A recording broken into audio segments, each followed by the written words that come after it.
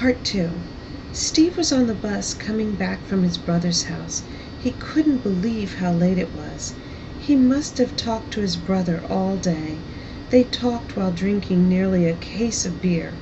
He could still hear his brother's petulant voice.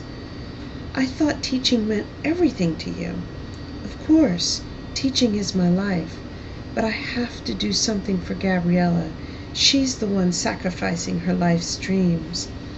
"But killing your dreams will deform you. You won't be the same man she married." "Maybe the man she married was too self-centered. Maybe as an engineer I'll be able to give her more time and care." It was dark outside the bus. Gabriella didn't know he didn't go to work that day. As the bus drove on, he twirled in his hand the envelope containing the job offer for an engineer position at Nassau.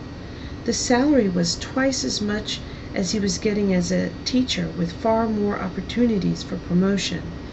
He wasn't too sure if he would like the job, but the people that interviewed him were encouraging. It was a difficult decision to leave his teaching position. He worked hard but loved his job. He thought about how fulfilling it was to see a student interested in learning. Since he taught at Dunbar, the school's math assessment scores increased. He felt a part of that accomplishment. Steve loved teaching, but loved Gabriella even more. He loved Gabriella for many reasons, but the thing about her he loved the most was her willingness to sacrifice an upper-class lifestyle so he could teach math to disadvantaged children. He knew Gabriella came from a family that expected far more for her. Gabriella was a selfless wife. She always supported his decisions, even if it meant she lived in a small condo and shared a compact car. When her girlfriends hosted parties to show off their huge homes and talk about their European trips, she always boasted about her husband teaching in the D.C. public school system. It had been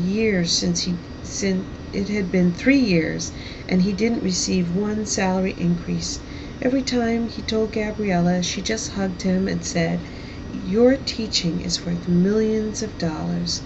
Steve smiled and squeezed the letter in his hand. He couldn't wait to give her the offer letter as a gift to Gabriella for Christmas. He made up his mind that Gabriella would have the life she deserved. He couldn't wait to see her face when she read the letter. She could finally live in a nice home in a nice neighborhood. He could finally buy nice gifts for her birthday and anniversaries. He could take her on trips all over the world. He sat looking out the window, imagining what he would do with his first paycheck. Gabriella wouldn't have to cook. He could take her out to a restaurant, a nice one. She loved Mexican food. He would look in the Washington Post for the best Mexican restaurant in D.C. and take her. He wouldn't have to look at the prices when she ordered dinner. She could get a few glasses of wine instead of the cheap wine he bought at the local beer and wine store in their neighborhood. She could finally buy a new pair of shoes, maybe from somewhere nicer than Payless. She deserved it. She was a kind of woman that should enjoy the abundance of life. The bus stopped 1 block from their building. As Steve walked into the house, he was thinking about how he was going to hide the letter from Gabriella. She knew every part of their condo, so he decided to hide it in his jacket. As soon as he walked in the door, Gabriella was sitting in the dark in the living room. The Christmas tree was lit up. The lights on the tree blinked and temporarily lit up Gabriella's face. "Where have you been?" Gabriella asked. "I told you I was going to be late. Why are you still up?" Steve replied. I thought you were going to eat dinner with me. The taco's in the refrigerator now." "I was worried," Gabriella said, looking down. "Look, I'm tired. I'm going to bed. I'll eat in the morning," he said. Gabriella turned the lamp on and stared at Steve. He had never been late coming home since they got married. She wasn't sure how to react because he never acted like this before. Steve purposely looked away. He didn't want her to know he had been drinking. He walked into the bedroom and closed the door. He looked back to make sure she didn't follow him, and he shoved the letter into his jacket. He closed his eyes while he was smiling. 3 more days and she was going to have the best Christmas gift of her life, he thought as he fell asleep.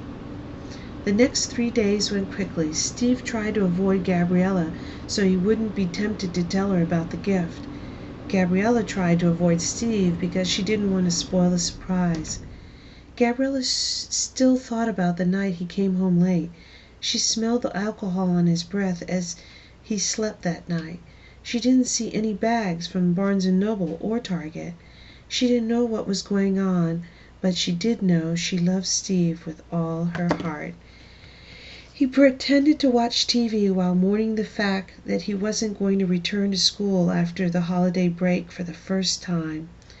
Then he laughed out loud, thinking about how happy Gabriella would be after he gave her the letter.